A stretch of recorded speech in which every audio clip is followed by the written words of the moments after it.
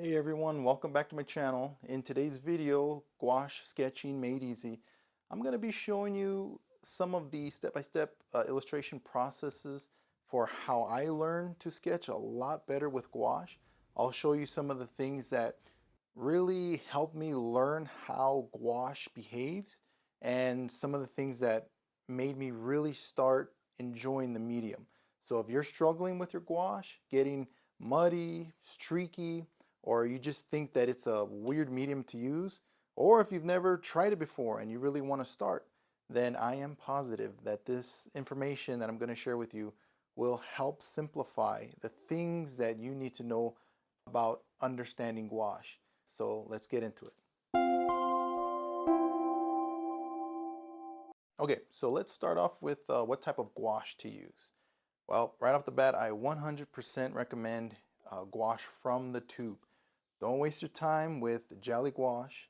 Just trust me on this. I use Winsor & Newton designer gouache and M-gram gouache because of how smooth the paint is. Very smooth, and it has a lot of pigment, very high pigment levels. And with this paint, a little bit goes a long way. These are professional gouache paints, and they can be a bit pricey at first, but once you invest in them, you'll understand why.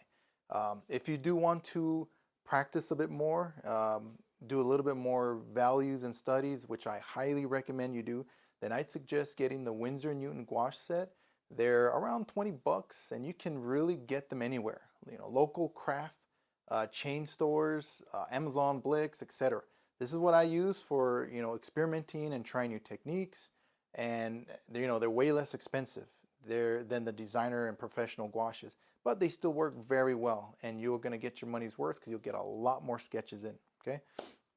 I tried jelly gouache before and actually used them during my introduction to gouache. I really felt like I had to work 10 times harder just to get the same results that I could with gouache straight out of the tube. One caveat though is that right out of the pack, jelly gouache is actually rather nice to work with. It's very silky, but once they start drying, they become very hard to rework. And the problem is really just trying to keep them wet, because when they dry out, it's like reactivating a rock, and you end up spending a whole lot of time trying to get them back to their jelly state that you had right before your session. So I don't know if you want to waste your time doing that. For me, I just go with the tube. So no thank you for jelly gouache, all right? Okay, so this is how I set up my pellets for gouache. And you can see that I basically use a simple pellet, and that I can transport everywhere. I take about 5 tubes with me in my sling bag. If you do gouache sketch studies at a cafe or bookstore like I do with my family, it's very convenient. So I use a very basic pellet, which can sometimes resemble like a Zorn pellet at times, but I mostly just use black, ultramarine blue, primary red, and azo yellow or lemon yellow. Any kind of warm yellow will do. And lastly, of course, titanium white in order to tint all my colors. I just like the simplicity of using basic primary colors with black and white. And I think, first keeping it ultra simple is definitely going to help you focus on using the medium and focus on getting the right values. Later on, when you learn how to mix, beautiful browns and grays with the primary colors, then you can start adding more premixed colors like burnt sienna or burnt umber or Payne's gray or other greens and etc. To your palette. But as time goes on, then definitely start using a split primary palette, which I think is very nice and very easy. It really helps you fast track getting those colors instead of spending a whole lot of time trying to mix and get them. Okay, so as for the paper, I use watercolor paper, cold press, and it really shows in the sketch. It's a very rough paper. It's the kind of paper that you use for watercolor, obviously, but it's very good for getting a lot of texture if you're using gouache or other paints as well. And this paper can make your final pieces look really sketchy, which is actually kind of the point of gouache sketches. You're not trying to be perfect. You're not trying to blend out every single value transition. And I recommend using the tiling method or being a little bit more loose in your transitions. It's really satisfying and it's really fun. So plus, using the tiling method can work with sudden value shifts, it helps you kind of focus on less values instead of having to blend everything and make it so perfectly value gradient. All right. If you do want to have a little bit more smoother application to your gouache, then I would highly recommend hot press watercolor paper or anything that's really heavy. Something that's a heavy 300 GSM or 140-pound paper will do. Also, using a very heavy, smooth mixed media paper is also very good. And actually, that's what I use in one of my sketchbooks, where I practice my inking, alcohol markers, and gouache. It's just a great paper to use. So I've used many different types of brushes for sketching and gouache, but my absolute favorite brush for painting is a round number 2. It's a stiff. It's either white or golden synthetic will work, and I can load it with tons of paint, lots of water, and get a really crisp line. You do not want to use soft brushes like you would for watercolor, because that brush is going to bend and it's not going to give you the lines you want with more opaque paints, and what's going to happen is it's going to frustrate you. So stick with the stiff synthetic brushes, and that will help you a whole lot with your line work and controlling your edges. Hey, really quickly, if you're finding any value in this video, and if you want me to continue making more art videos like this, would you please consider liking and subscribing? I'm in the process of learning a little bit more about illustration and how to share my faith in God through illustrative books and novels and comics.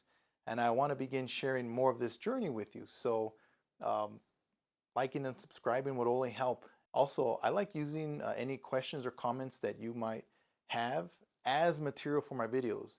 And this video you're watching is actually from a comment that was made by Kenia Alejandra 398, who actually asked for help with how to use gouache. So if anyone has questions or comments below, who knows, I might make a video just for you, so don't hesitate. All right, so one of the very important pieces of advice that I have for gouache that really helped me enjoy using gouache as a sketching medium is to start with a very accurate pencil drawing. So, I mean, after lots of trial and error, I found that I personally really need to rely on a very good, accurate pencil drawing where I already made the effort to figure out where all of the values are, where all the details are ahead of time. And maybe later on when I'm old and gray, I'll be able to knock it out, just a gouache painting without any undersketch. But until then, I need a very accurate pencil sketch, and I think that will really help you as well. So mapping out everything ahead of time before you lay out your gouache is really going to help. And just make sure that you don't go too detailed, but you focus on the value, focus on where everything is. You know, our brains really need to understand the shapes of the character or the object. They need to already have established the anatomy of the figure ahead of time. And for me, it's super important. I might not even be able to get near the end result that I did without having a good undersketch, okay? So your pencil drawing really becomes your roadmap to these really weird shapes, and that's honestly the most important part of any painting, the value structure, because once paint starts to go down, you don't want to be guessing where the light and the dark areas are. Alrighty, so now it's time to talk about water control with gouache. You're definitely gonna want to practice building up opaque layers by controlling how much water you use. Once the base layer is dry, gouache becomes a lot more stable to work with, and it allows you to paint lighter colors on top. And this is where gouache is different from watercolor.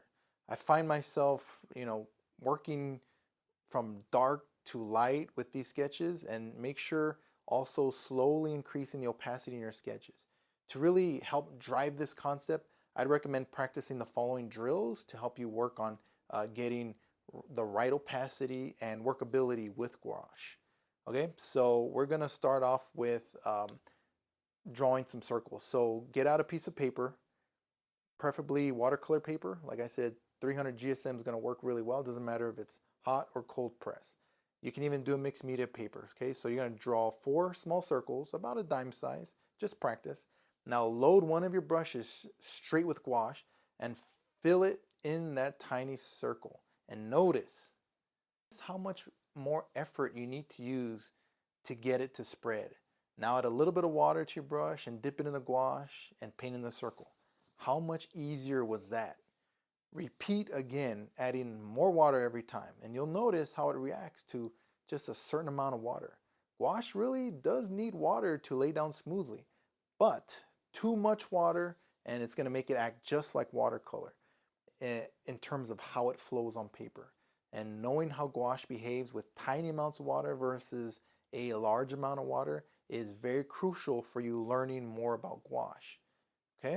All right, so lastly, try adding a lot of water to your four circles. Get some water with a little bit of paint, preferably different pigment, and load it with water and see how it reacts. Go to each one and with the same amount of pressure, see which one reacts the most. How does the watery application of gouache react to the four different levels of gouache that have already been dried out? That's a very important thing to kind of consider and really look at when you're practicing gouache. If you treat gouache like watercolor when gouache is already dried, then it will reactivate the bottom layer and become muddy and streaky.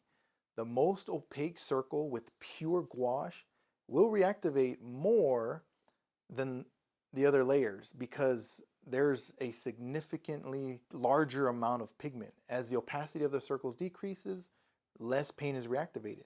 And this is a good experiment to really prove why starting with more thinned out layers and working up in opacity will really help you with avoiding muddy colors. So if you want to start overlapping strokes to your bottom layer of gouache, then let it dry thoroughly before adding a very opaque stroke with minimal water.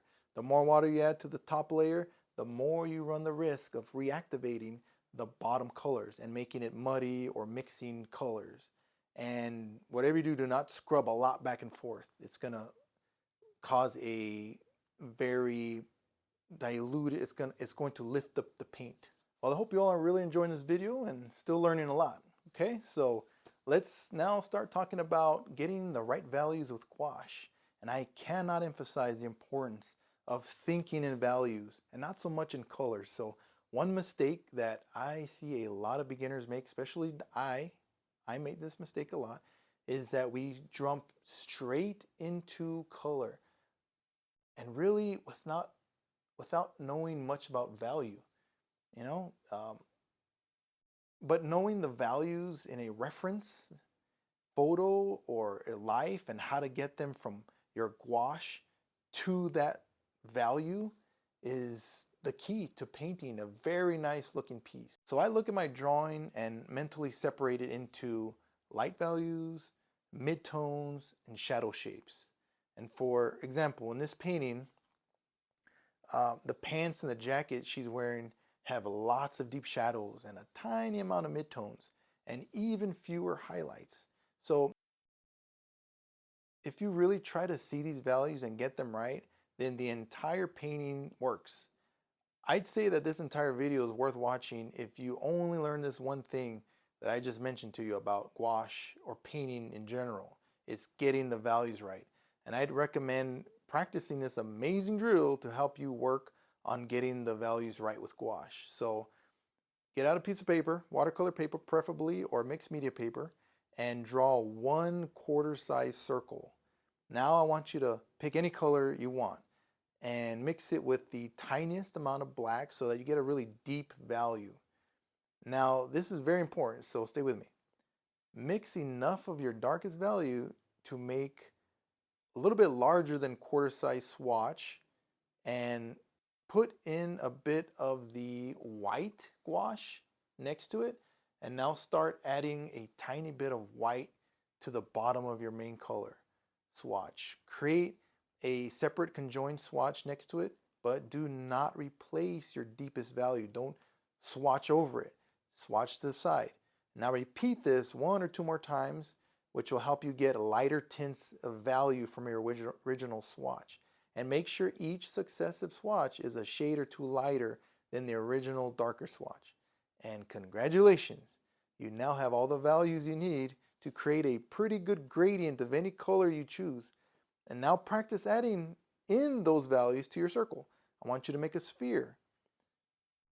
It may take a few times to get right, and I'll definitely need to blend in a bit with water, but now you can take this one simple approach to helping you with using the correct values for each transition stage of the form or the object or the person that you're painting. It's that simple. Ahead of time, make sure you have the values so you can go back and use those values and make sure everything looks cohesive and there's a natural gradient to your values, all right? Alrighty, so now we get to finish this video off by talking about adding highlights with gouache, which is honestly the funnest part. And one of the best parts of gouache is the ability to paint bright highlights and bring out the detail at the end. So I intentionally hold back some lighter values for this part. It's not like watercolor or inking where you need to preserve your highlights or the white of the paper. You can literally paint right over dried gouache with white or very light colors. And in this painting, the highlights show up in the jacket folds, the pants, the hat edge, and the weapon edges. So those final touches make the image really pop and can honestly make your sketch go from kind of ugly, strange, to wow very quickly. And I've noticed that many of my gouache sketches, they do stay in the ugly stage for about 70 to 80% of the time until the highlights and details are added. And this is where all the hard work pays off. So trust the process, and even in these little sketches, trust the process and you'll see some really good things happen. All right, so thanks so much for watching. If you enjoyed this video, please like and subscribe, and definitely comment below your gouache questions, anything about it. I'd love to help any way I can. And remember, art is the way we reflect the creativity of God that He placed within us. And if you want to keep improving, check out some of my other videos on drawing, inking, and painting techniques. Thanks again for watching, and I'll see you in the next one.